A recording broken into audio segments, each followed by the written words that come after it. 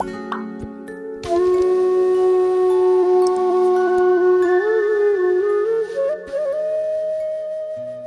श्री गुरु सत्ताय नमः। सभी को प्रणाम। पिछले वीडियो में आपने सुना कि महायज्ञ में आहुतियां वही लोग दे पा रहे थे जिन्होंने पिछले 1 वर्ष से सहस्त्रांशु साधना की थी। जिन्होंने ये साधना नहीं की थी उन्होंने आचार्य श्री से अनुरोध किया कि उन्हें भी आहुतियां देने दी जाएं। वे आने वाले दिनों में सहस्त्रांशु साधना पूरी कर लेंगे। आचार्य श्री ने उन्हें यह अनुमति प्रदान कर दी।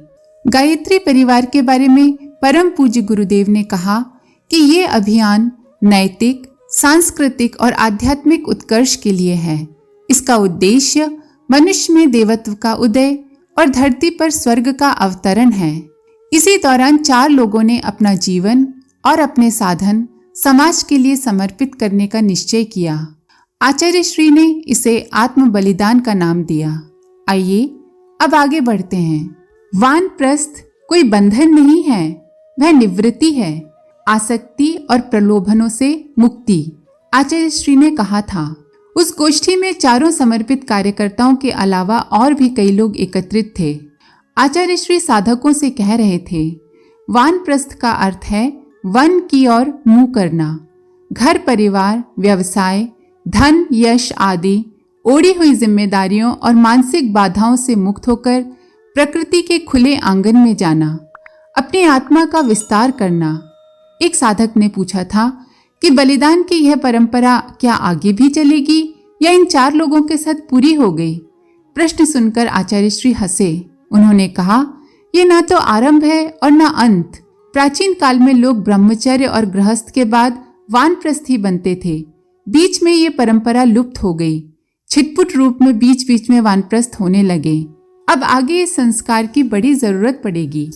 बड़ी संख्या में वानप्रस्थी चाहिए। वानप्रस्थी यानी जो अपने समाज और धर्म संस्कृति के लिए ज्यादा से ज्यादा समय दे सके। कुछ क्षण रुककर आचार्य श्री ने इस संस्कार के बारे में कहा, मैं इसे एक नए अर्थ में भी ग्रहण कर रहा हूँ। वानप्रस्थ या समाज के लिए अपने आप को सौंप देना कोई बंधन नहीं है। जो लोग बाद में अनुभव करें कि ये धर्म निभ नहीं रहा तो वे कोई और विकल्प भी चुन सकते हैं। वर्ष, 2 वर्ष या 3-4 साल तक समाज का काम करके वापस अपनी दुनिया में जा सकते हैं। आगे चलकर हम भी सावधिक वानप्रस्थों को आंदोलन में प्रवेश देंगे, बल्कि इस तरह के अंशदानी, समयदानी कार्यकर्ता चुनेंगे। सहस्त्रकुंडीय महायज्ञ में आयोजन स्थल पर मेला सा लग गया था। यज्ञशाला और यज्ञ नगर में यद्यपि साधकों को ही प्रवेश दिया गया था, सामान्य यात्री फिर भी इकट्ठे हो गए थे। कुछ तो इन दिनों चल रही मथुरा वृंदावन की परिक्रमा में आए थे। वे भी दर्शन परिक्रमा और पुण्य आयोजन में जैसी भी बन पड़े भागीदारी से वंचित नहीं रहना चाहते थे। 25 नवंबर की शाम को आचार्य श्री ने महायज्ञ समारोह में आए लोगों को निर्णायक संदेश दिया। अगले दिन पूर्णाहुति होनी थी। उस दिन प्रवचन, संपर्क और गोष्ठी आदि के लिए समय नहीं मिलना था। पहले सत्र में पूर्णाहुति, उसके बाद कन्या भोज, शोभा यात्रा और देव शक्तियों के विसर्जन जैसे कार्यक्रम और कर्म कांड होने थे। आचार्य श्री का संदेश साधकों को भाव विभोर कर गया था। उसमें यहाँ से अपने क्षेत्र में जाकर यज्ञ और संदर्भ के प्रचार का आह्वान था। ये भी कि सभी साधक नियमित रूप से साधना करें, अपने आसपास के लोगों को भी प्रेरित करें और स्थानीय संगठन बनाएं। संगठन का स्वरूप परिवार जैसा होना चाहिए। सभी सदस्यों के अधिकार समान हों। व्यवस्था बनाने के लिए पहल करने के तौर पर किसी एक सदस्य को कार्यवाहक बना दिया जाए। विदाई अगले दिन होनी थी, लेकिन आचार्य श्री का प्रवचन सुनकर लोगों को लग रहा था जैसे उन्हें अभी ही विदा किया जा रहा हो। 5 दिन तक एक ही जगह, एक ही भाव भूमि में और एक ही जीवन शैली अपनाते हुए साधकों में अद्वैत एकात्म की सिद्धि हो गई थी। उद्बोधन सुनकर लगा कि अब अलग होने का समय आ गया है। इससे सभी लोग विचलित भी हुए। विदाई की पूर्व संध्या के बाद विश्वामित्र, वशिष्ठ और याज्ञवल्क्य आदि नगरों में ठहरे साधक एक दूसरे के शिविरों में गए। उनमें से कुछ ने विचित्र अनुभव सुनाए। याज्ञवल्क्य नगर प्रधान यज्ञशाला के आसपास बना हुआ था। इसमें महायज्ञ के कार्यकर्ताओं और विशिष्ट उपासना में लगे साधकों को ठहराया गया था।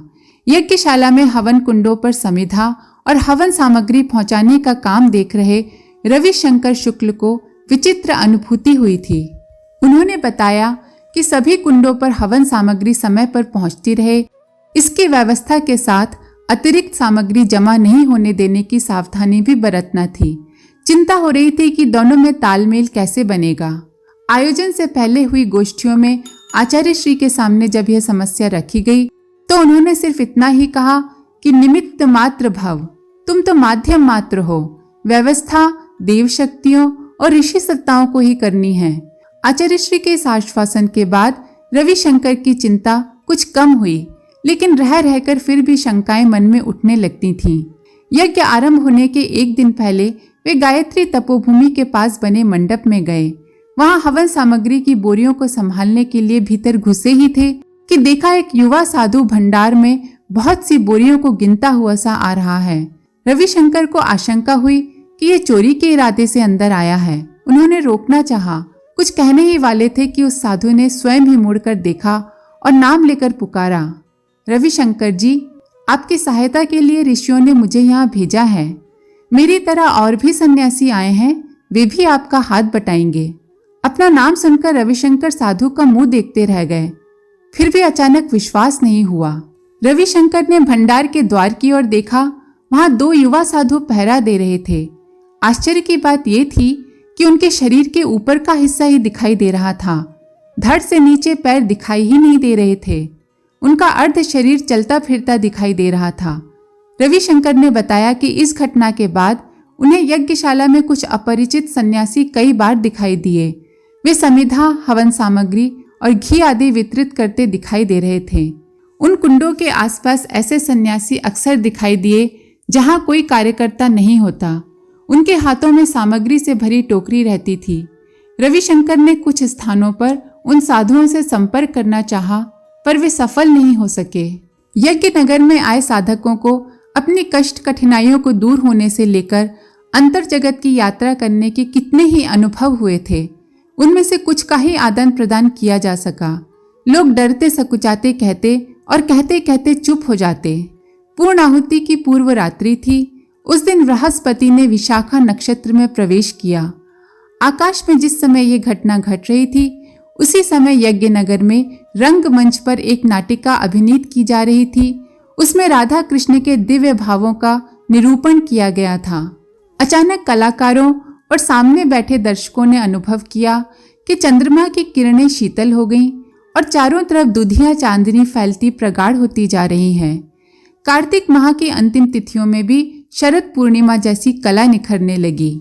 उस आलोक के विस्तीर्ण होते ही वहां बैठे साधकों को लगा कि चारों ओर से सन्यासी आ रहे हैं। तरह तरह के सन्यासी, जटा जूट वाले, घुटे हुए सिर वाले दंडी सन्यासी, अवधूत, बाघंबर पहने सन्यासी। उनके साथ योगिनियां भी थीं। योगिनियों ने सफेद वस्त्र पहने हुए थे। उनके वस्त्र चमकदार नहीं, आंखें को चौंधियाते नहीं, बल्कि शीतलता देते थे। उनकी संख्या 35-40 के आसपास रही होगी। इन तापस विभूतियों को पहले किसी ने नहीं देखा था। उन विभूतियों के आते ही लगा कि वातावरण बदल रहा है। जिस भाव से लोग अभी तक कार्यक्रम का आनंद ले रहे थे, वो तिरोहित हो गया। उसका स्थान उत्सुकता और रोमांच ने ले लिया, एक स्वस्थ और प्रेरित करता हुआ रोमांच। मंच के पास बैठे एक सन्यासी ने कहा, हम लोग अपने काम से अभी निवृत्त हुए हैं, ध्यान अभी अभी पूरा किया है। आज आयोजन का अंतिम दिन है, इसलिए उत्सव में हम भी भाग लेना चाहते हैं। तापस विभूतियों के उस समूह में शामिल एक योगिनी अपने स्थान से उठी। उसने हाथ ऊपर उठाए और ताड़ासन की मुद्रा बनाई, फिर हाथ नीचे कर लिए और कहने लगी, एकादशी से अब तक चले इस महायज्ञ में आप लोगों की तरह सूक्ष्म सत्ताएं भी भागीदार रही हैं। इस तरह कोई भी अनुष्ठान उनकी भागीदारी के बिना पूरे नहीं होते। उनकी उपस्थिति, महायज्ञ और आप लोगों की विशिष्ट साधना मथुरा को अगले कई वर्षों तक जीवंत तीर्थ बनाए रखेगी। बैठ जाओ गंगा माता, उन साधुओं में से एक ने कहा। आप जो कर रही हैं वो पर्याप्त है। गंगा माता के बारे में उन साधु ने कुछ शब्द कहे। उनका कहना था कि गंगा माता अर्थात ये साध्वी स्वामी रामकृष्ण परमहंस के समय से यहाँ निवास कर रही हैं। तब ये शरीर धारिणी थी, अब सूक्ष्म देहधारी है। ये परिचय सुनकर लोग चौंके। किसी को पहले कहीं पढ़ा हुआ प्रसंग याद आया कि करीब 90 वर्ष पहले स्वामी रामकृष्ण परमहंस यहाँ आए थे। वृंदावन की यात्रा के समय वे गंगा माता से मिले थे। तब उस साध्वी की आयु 60 वर्ष रही होगी। उन्हें देखकर रामकृष्ण इतने अभिभूत हुए थे कि उन्हें फिर कहीं और नहीं जाने और वृंदावन में ही बस जाने की इच्छा होने लगी थी। गंगा माता ने रामकृष्ण परमहंस को दुलारी कहकर पुकारा था। रामकृष्ण परमहंस के यहीं बस जाने के निश्चय से साथ आए भक्त और दक्षिणेश्वर के पुजारी चिंतित हो गए थे। कहते हैं गंगा माता ने ही उन्हें वापस जाने के लिए प्रेरित किया था। तापस विभूतियों की इस मंडली में कई विलक्षण, कालजयी और सिद्ध संत थे। सामान्य साधकों को तरह तरह की स्फुरणाएं हुई। किसी को लगा कि वो चैतन्य महाप्रभु के साथ हैं, तो किसी को रामकृष्ण परमहंस की अनुभूति हुई थी। कबीर, तुलसी, रामदास, तैलंग स्वामी, गोविंद पाद, आनंद और रमन जैसी विभूतियों की झलक भी उन विभूतियों में अनुभव की गई थी। कालांतर में दोबारा मथुरा आने पर कुछ साधकों ने इन अनुभवों के बारे में आचार्य श्री को बताया। उन्होंने साधकों का समाधान किया कि उनके अनुभव उनकी अपनी आत्मिक स्थिति के अनुसार थे। उनके बारे में कोई वक्तव्य नहीं दिया जाना चाहिए। इतना जरूर सही है कि महायज्ञ में सत्ता के सभी अंग, रूप और स्तर सम्मिलित हुए थे। कार्तिक पूर्णिमा को पूर्णाहुति के बाद कन्या भोज और बाद की शोभा यात्रा महीनों तक चर्चा में रही। कन्या भोज में 2400 से ज्यादा लड़कियों को आमंत्रित किया गया था। अविवाहित और 16 वर्ष से कम उम्र की लड़कियों को कन्या की श्रेणी में समझा जाता है। आचार्य श्री ने उन्हें तो आमंत्रित किया ही, उसके साथ बड़ी उम्र की अविवाहित लड़कियों और उनकी माताओं को भी बुलाया। उनकी संख्या आमंत्रित 2400 कन्याओं से अलग थी। भोजन में विशेष व्यंजन नहीं बने थे जिनकी चर्चा हो। खीर, पूड़ी, सब्जी, रायता और चना हलवा का सामान्य भोजन था। चर्चा इस बात की होती रही कि भोज में शामिल कन्याओं को दक्षिणा में एक एक सिक्का और गायत्री साहित्य भेंट किया गया। सिक्का तो समझ में आता है, लेकिन साहित्य की शुरुआत नई थी।